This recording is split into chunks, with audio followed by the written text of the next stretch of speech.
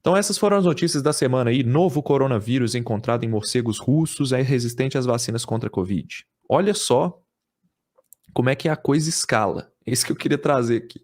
Costa 2. Cientistas alertam que o vírus, o mosquito de morcego russo pode infectar humanos e resistir às vacinas da Covid. Mesma coisa, né? Novo Covid-like, ou seja, novo vírus parecido com o vírus da Covid em morcegos russos mostra resistência aos anticorpos das vacinas. Aí você fala, caramba, ferrou, né? Nós estamos ferrados, porque vai vir aí uma nova pandemia com um vírus resistente. E isso aqui, galera, não é mentira, tá? O que foi colocado aqui é o que a gente famoso clickbait. É a caça-clique, a isca de clique, tá? Porque realmente foi detectado um vírus em morcegos, muito parecido com o coronavírus, e que tem resistência às vacinas. Mas é meio óbvio, né? Porque é um vírus diferente, não é o coronavírus. Então os anticorpos das vacinas protegerem contra ele não vai fazer muito sentido. Então eu resolvi ir mais a fundo, como eu gostaria que vocês fizessem sempre. Tentem achar o artigo original. Eu tô pensando em criar. Agora que a gente viu que dá para fazer essas aulas com a Marina e tudo, eu tô pensando em criar uma aula sobre como buscar fontes, sobre como você nunca mais ser enganado por esse tipo de notícia, para você não entrar em pânico, porque é uma coisa que eu trago toda semana para vocês aqui, e eu vejo que ainda tem muita dificuldade das pessoas delas entenderem a fundo os trabalhos, e não precisa ser cientista para entender isso, tá? Tem como você, sendo advogado, sendo dentista, sendo, não sei, qualquer profissão, você entrar num estudo científico, ler e entender. Basta você ter interesse, tá bom? Você não precisa ser um mestre em metodologia científica para entender, porque todos os estudos se repetem, o padrão se repete, a forma de interpretar se repete, sabe? O que eu preciso que vocês desenvolvam é pensamento crítico, ok? E esse pensamento crítico tem padrões que eu consigo passar, então eu estou conseguindo identificar isso. E assim que eu terminar o meu curso de divulgação científica que eu estou fazendo com uma turma que eu vendi no início do ano, né?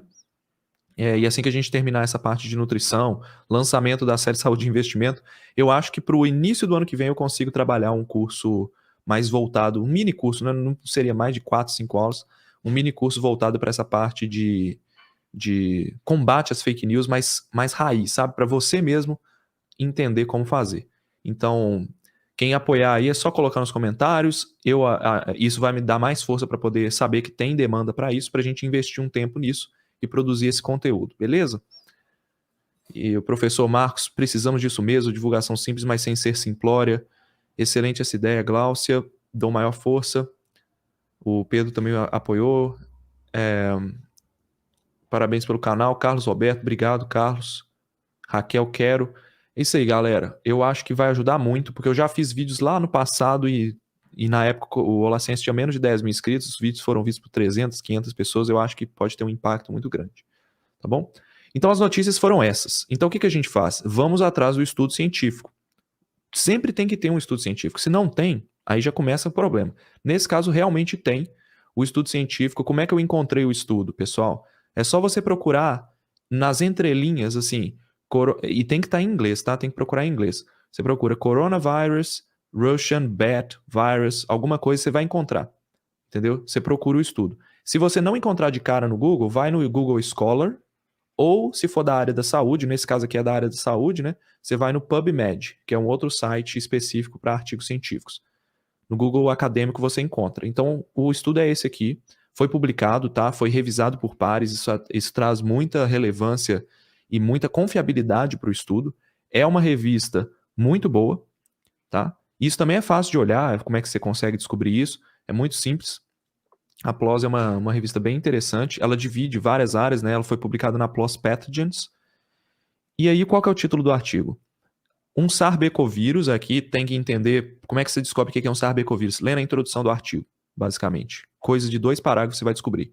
É um vírus da família, é um grupo de vírus em que o coronavírus SARS-CoV-2 está incluído e esse outro novo vírus, o COSTA-2, também está incluído. Então, é um vírus da mesma família.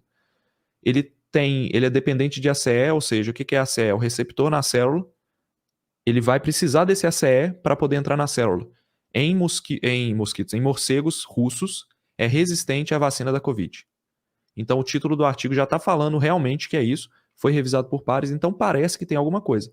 E tem que ter em mente também que na hora que o autor publica o artigo, pessoal, o artigo ele tem que chamar a atenção não só da comunidade acadêmica, mas também de pessoas em geral, para aquele artigo ser mais recomendado, mais lido, tá? Então o cientista também tem que se preocupar com isso hoje. Não é simplesmente publicar um título que ninguém entende, porque ele precisa que aquele artigo seja recomendado e lido e seja citado por outros cientistas para que ele se torne mais relevante. Um dos indicadores que mostram a relevância de um cientista hoje é a quantidade de vezes em que ele é citado. Então, ter um bom título que representa bem a ideia do artigo é importante para cientistas, ok? Então, sabendo que é um SARS-CoV, a gente vai atrás do... Aqui já é uma questão mais complexa, né, que não está no artigo. A gente vai atrás. Existem vários coronavírus. Já ouviram falar disso? Que existe coronavírus de resfriado, coronavírus de cavalo, coronavírus de morcego, de vários mamíferos, tá? E dentro desse grupo chamado coronavírus, existem alguns outros grupos, como o beta-coronavírus A, que tem o HKU1 e o OC43 que circulam em humanos e causam resfriado comum. Você vai ter o MERS-CoV, que causou lá a MERS em 2012, 2013, que é um vírus que ele saltou de camelos, na verdade dromedário, para o ser humano. E tem os beta-coronavírus B, ou o SARS-B-covírus, tá? SARS-B-covírus, beta-coronavírus B. Tá, e é por isso que chama SARS-B-covírus. Inclui o SARS-CoV-2, o SARS-CoV-1 de 2003, inclui o BAT-CoV-G13, que é o coronavírus que estava... Em 2013, ele foi identificado na China, na província de Yunnan, numa caverna lá, e esse coronavírus era dito como o próximo coronavírus que ia saltar para seres humanos. Ele é muito parecido com o coronavírus 2, que saltou de fato, e é o parente mais próximo. Encontraram outro no Camboja, que eu não lembro se é mais próximo, mas é bem parecido com o HAT-G13. E esse aqui era o último que a gente conhecia, tá? E aí agora, dentro desse grupo chamado SARS-CoV, surgiu um vírus chamado Costa-2. Não é que surgiu, ele foi detectado junto com outros, tá? E aqui, isso aqui é a lista de vírus, de SARS-CoV, que foram usados no estudo, tá? Que já são conhecidos, que foram usados no estudo. Então, o que os pesquisadores fizeram? Isso você descobre lendo o estudo, lendo a metodologia.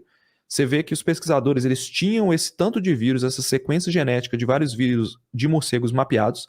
Eles pegaram um monte, 37 sequências, colocaram essa sequência genética dentro de um vírus, que ele não causa infecção, ele não é capaz de se replicar. A gente chama isso de pseudovírus, é um vírus que ele tem todo o arcabouço de um vírus, e ele vai receber o material genético dentro dele para produzir uma proteína, spike.